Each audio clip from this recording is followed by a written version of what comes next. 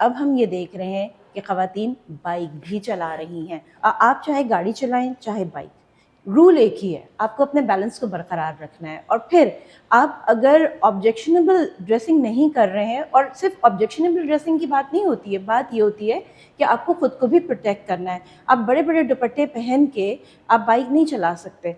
आपको जाहिर सी बात है, या तो आप हेलमेट पहनेंगे, बाल खोल के आप मुसलसल बाइक नहीं चला सकते, आपको बालों को टाई करना होगा।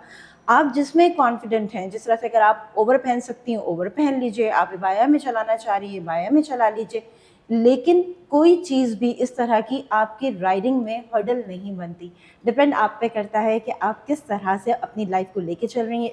ये जो बाइक है ना, अब ये ज़रूरत है, ये बिल्कुल भी लग्जरी नहीं है, या ये शौक़ नहीं है, हॉबी नहीं है।